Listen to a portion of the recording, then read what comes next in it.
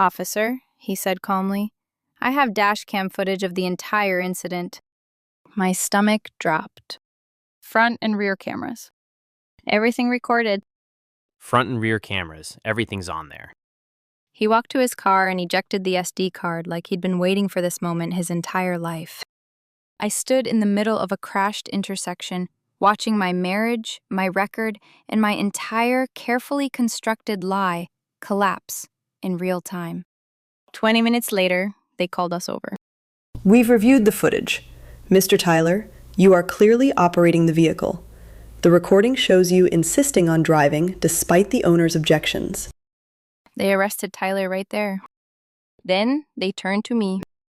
Man, we also heard your conversation with your husband after the accident, your attempt to get him to file a false report, and your false statement to us just now.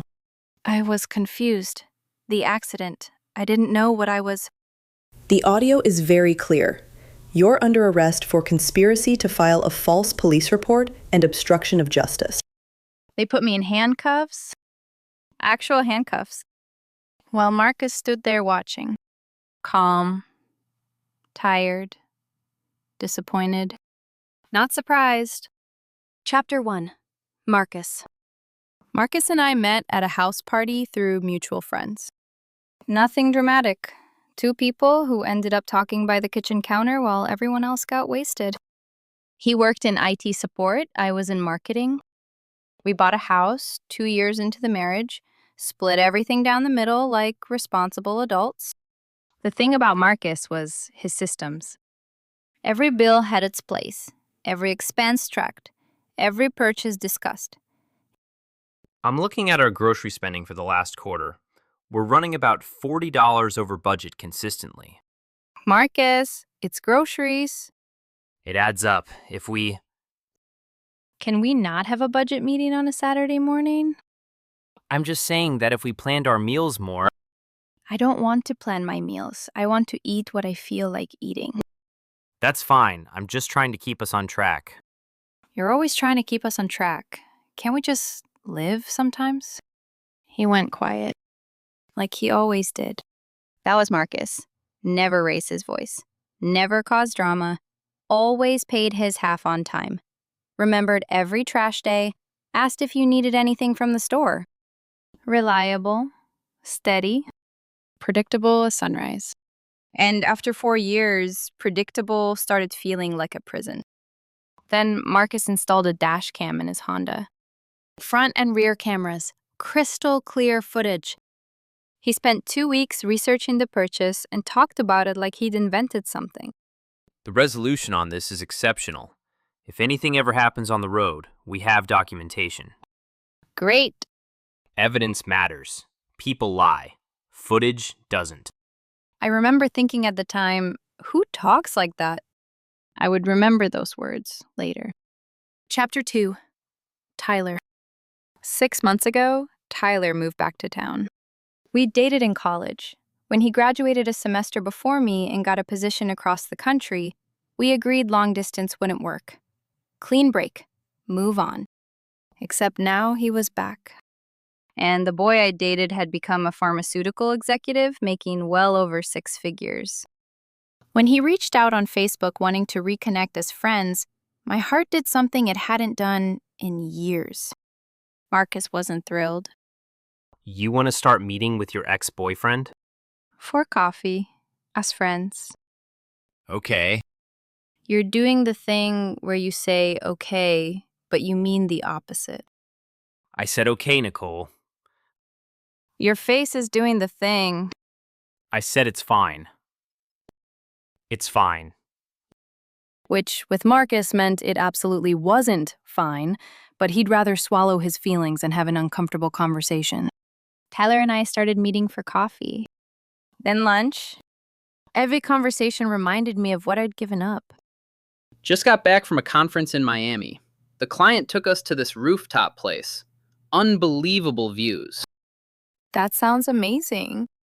You'd love it. You always had this thing for city views. I remember. How's Marcus? Good. He found a really good system for organizing the garage. Tyler looked at me. You deserve more than a man whose big achievement is garage organization. That's not fair. Isn't it? I didn't answer because part of me agreed. Marcus represented stability, bills paid on time, a quiet house, sensible decisions. Tyler represented everything I thought I'd wanted and given up. I've been thinking about us lately, about what we could have been. Tyler, I know, you're married. I'm not suggesting anything. I'm just saying I never stopped thinking about you. I should have walked away from that lunch. I didn't. Chapter 3. The car. Tyler's Audi was in the shop for routine maintenance. He mentioned it casually. I suggested we pick him up on the way to Marcus's sister's dinner. Marcus agreed, because that's what Marcus did. Went along with what I wanted rather than risk conflict. Tyler slid into the back seat wearing expensive cologne that filled the car immediately. Nice car. Really cozy. Takes me back to college when we all drove economy cars. I saw Marcus's hands tighten on the steering wheel. He didn't respond.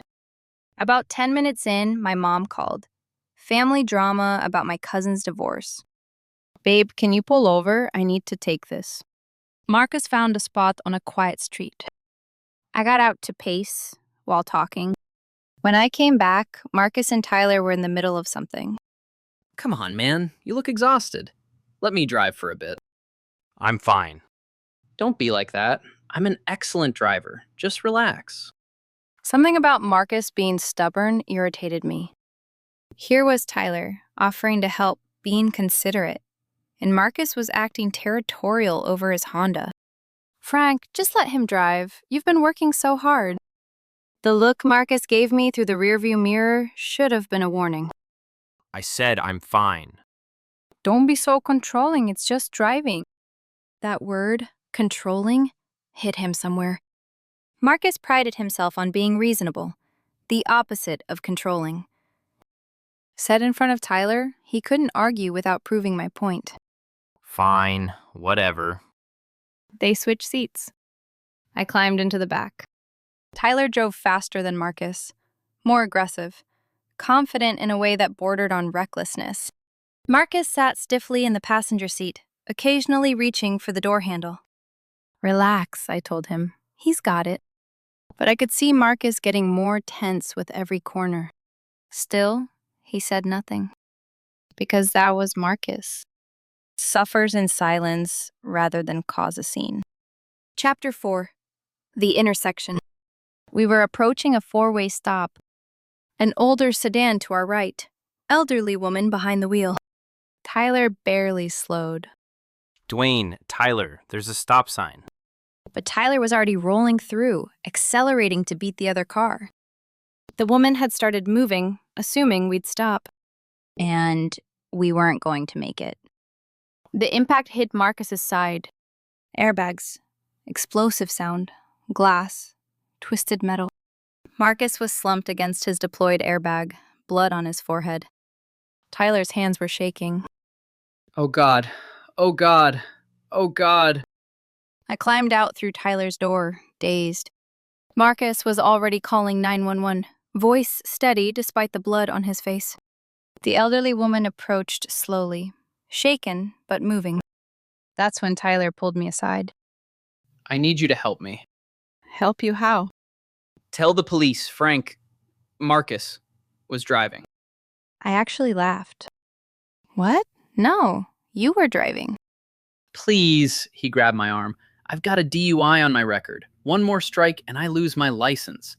I could lose everything. My job, my career, everything I've worked for. I can't ask Marcus to lie to police. You don't have to ask him. Ask yourself. If you care about me at all, any of what we had, help me. I'll pay for everything. All damages, medical bills, every cent. Just say Marcus offered to drive because he'd been drinking at lunch. He wasn't drinking at lunch. They don't know that. Guys like Marcus always land on their feet. But me? This destroys everything. Sirens in the distance. Marcus walked over, saw our intense conversation. What's going on?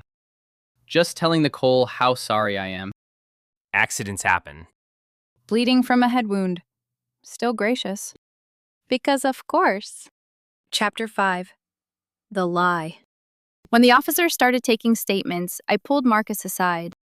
Tyler's in real trouble. He has a DUI on his record. If they find out he was driving... So? So maybe you could say you were driving. The silence lasted a long time. You want me to lie to the police? I want you to be compassionate. Help someone who needs it. You have a clean record. Nothing would happen to you. But Tyler's whole future... What about my future? My integrity? Your integrity? I heard myself laugh. It's IT support, Marcus. You're not exactly irreplaceable. The words came out harsher than I meant. But there they were. I see. If you love me, I pressed, you'll do this. Prove our marriage means something. And if I don't? Then I guess I'll know where I stand. Marcus looked at me for a long time. Then at Tyler, who was watching with desperate hope. No. What? I'm not lying to the police. I'm not taking blame for an accident I didn't cause. And I'm not destroying my integrity for him or for you. The officer called us over. We need to speak with whoever was operating the vehicle. Tyler looked at me one more time. I looked at Marcus, who was watching me with quiet, resigned disappointment. He was, Marcus said, pointing at Tyler. Rage flooded through me. Actually, I heard myself say, Marcus offered to let Tyler drive. Marcus had been drinking at lunch. Both men went still. That's not true. Yes, it is. You said you were too tired to drive. You asked him to take over. Caitlin, Nicole, stop. Frank's just confused from the accident. He hit his head pretty hard. The officer looked between us. Ma'am, are you certain of that account?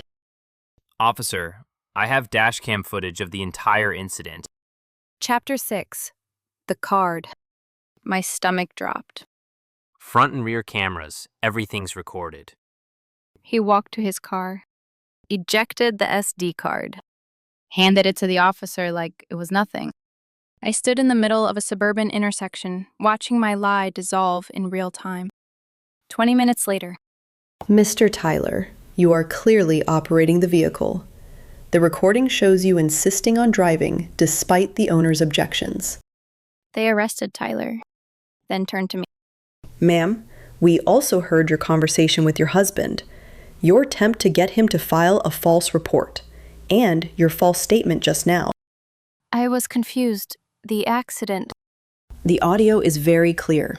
You're under arrest for conspiracy to file a false police report and obstruction of justice. Handcuffs? Actual handcuffs. As they loaded me into the patrol car, I caught Marcus's eye through the window. He looked tired, disappointed, but not surprised. Like he'd been expecting this for a long time. Chapter 7. After. My lawyer explained the situation without softening it.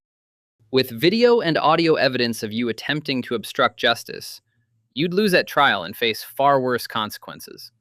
The plea deal is your best option. Misdemeanor charge. 1 year probation. Community service. $1,200 fine. Permanent record. Tyler got 6 months in county jail. His pharmaceutical company fired him while he was still being processed. The judge threw everything at him. Multiple violations, suspended license. Apparently, the DUI had resulted in suspension he'd never mentioned to me. Uninsured driving. The man I'd been meeting for lunch for 6 months turned out to be a man whose license had been suspended the entire time he'd been telling me about his Audi and his Miami conferences. Marcus filed for divorce while I was completing community service hours. I came home from picking up highway trash to find the papers on our kitchen table. Irreconcilable differences. Clean, simple, efficient, just like Marcus. Our lawyers can handle the details. I made a mistake. A panicked, stupid mistake. We can work through. You asked me to commit a crime for another man. I was scared for him. I understand that. I also understand that when you had to choose between your husband and your ex-boyfriend, you chose him. Twice. Once when you pushed me out of the driver's seat of my own car, and again when you tried to make me take the blame for his accident. That's not how it happened. It's on video, Nicole. Audio too. I have copies. The divorce mediation split 4 years of marriage into spreadsheets and asset division. House, savings, retirement accounts, all halved. I walked away with $62,000. Finding housing with a criminal record proved nearly impossible.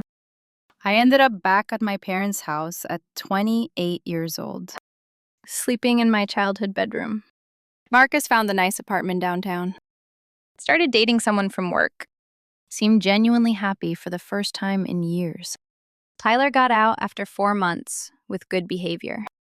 Last I heard, retail job, parents paying off the lawsuits, pharmaceutical career over, license suspended for 5 years.